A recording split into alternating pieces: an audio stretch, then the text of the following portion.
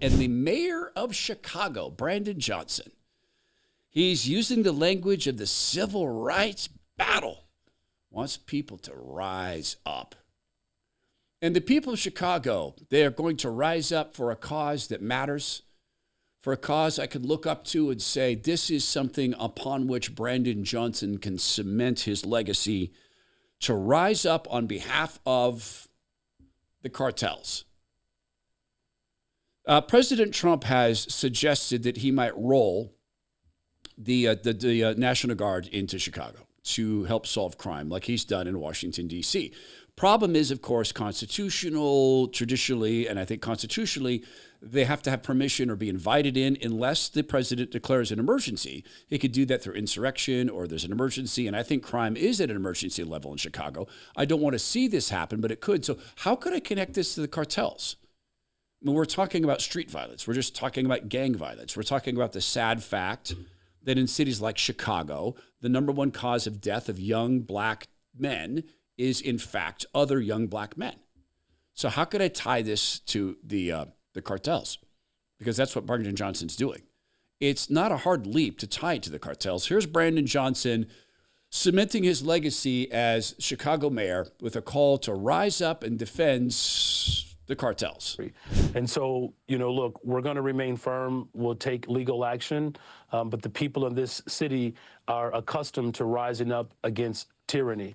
And if that's necessary, I believe that the people of Chicago will stand firm alongside of me as I work every single day to protect the people of this city. Every single day to protect the people of the city by doing nothing about gang violence, by refusing to address black on black crime. Black on black. That makes me a racist. No, it makes me a realist. Black on black crime is a real thing, and it's deadly to teens, young black men. It's deadly to them. So how can I tie this to cartels? It's not that hard of a leap. I'll explain it in 2 easy steps in just 1 second. It is not a hard leap for most people to understand that as we age, it gets harder to lose weight. And if you're in that position, it's become hard to lose weight, even if you're paying attention to your diet and you're exercising well and you're drinking enough water and it's still hard. Can I give you something that might unlock the weight loss? It's called Berbein Breakthrough, and it's from my friends at Bioptimizers. Here's what it does, is it energizes the mitochondria. These are little energy cells inside your cells or areas within your cells. And what they do here is it helps turn them on more. It's like an on switch. When that happens, your body is better able to utilize fatty acids. And that we get through our foods, it's resident in our bodies. When that's utilized, you can see a huge lift in your metabolism, and you'll no longer get these nighttime drowsy or nighttime cravings, and you won't get drowsy after food, etc. I use Berbein Breakthrough because I was on the cusp of getting on-ramp into type 2 diabetes, insulin resistance. And I've noticed many of these same benefits. So go visit bioptimizers.com/Todd. Use promo code Todd to receive 15% off Berbein Breakthrough. I didn't say 10, I said 15. Subscribe and get free gifts and monthly supply guaranteed. That's bioptimizers.com/Todd, promo code Todd for 15% off. Bioptimizers.com/Todd, promo code Todd, and the product is called Berbein Breakthrough. 2 easy steps. Cartels benefit.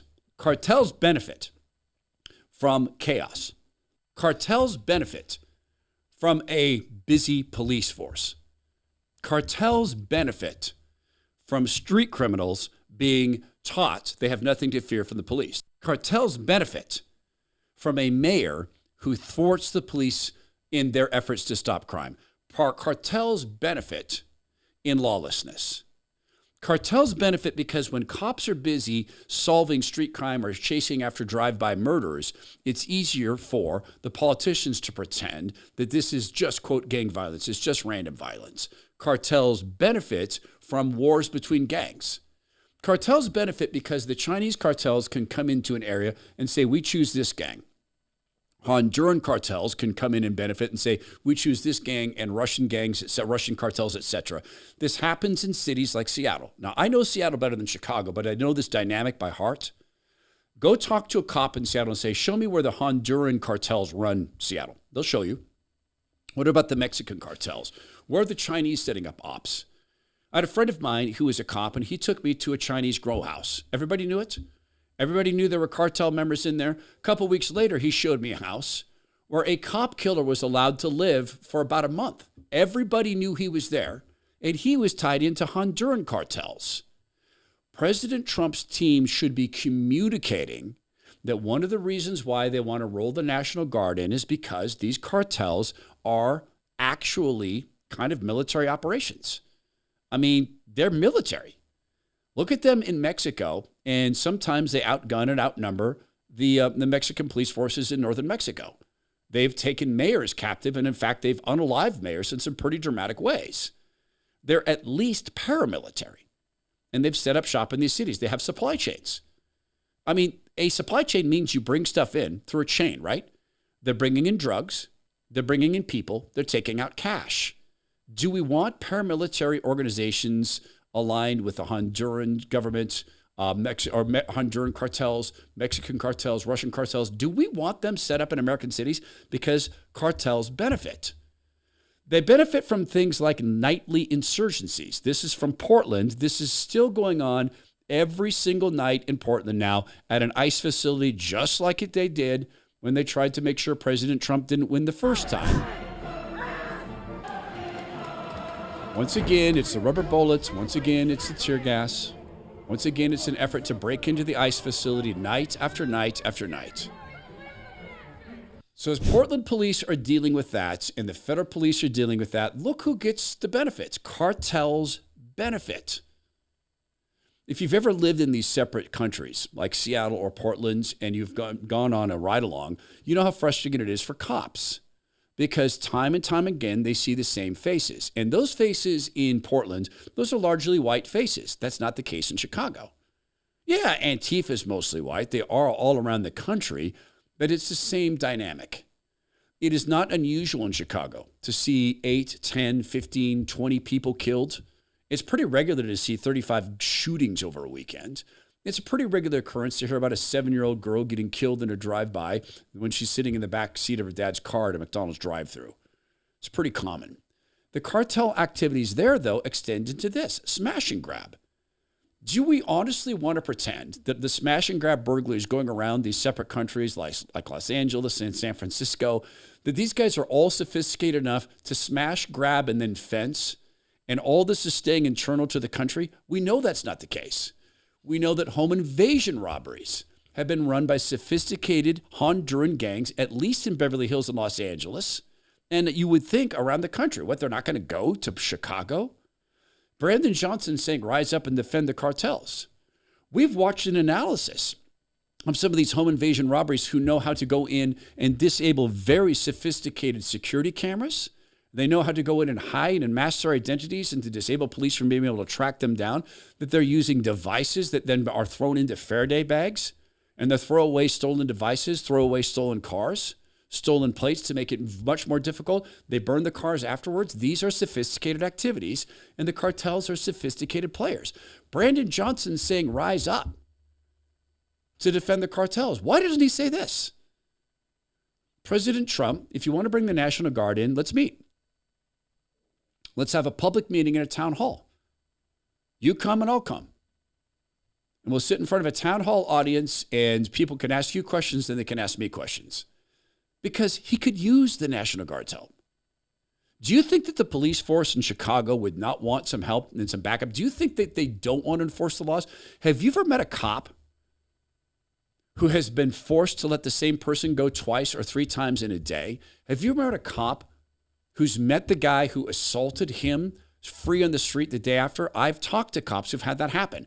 During the Antifa riots in Seattle, I talked to cops who arrested someone for assaulting them and the next day saw them again and the person came up to smile at them. Gang members do this as well.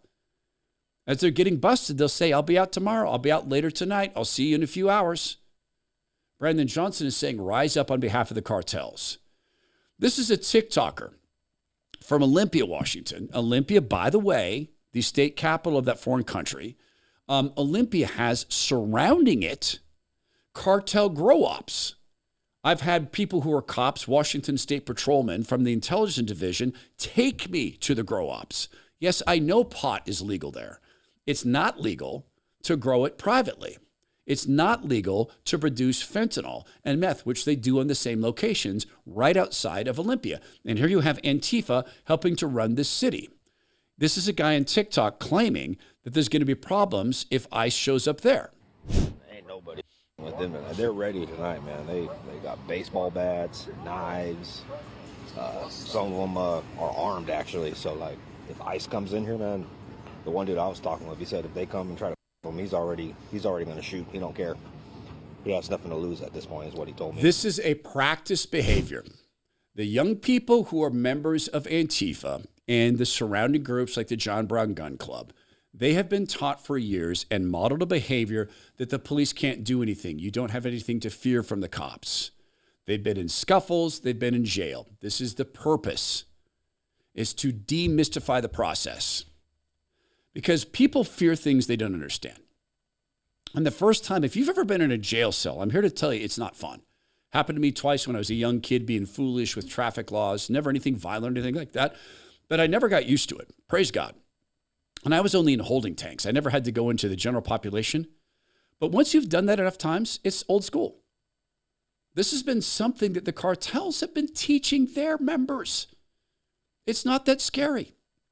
Cartels benefit from sanctuary cities like Chicago, and here's why.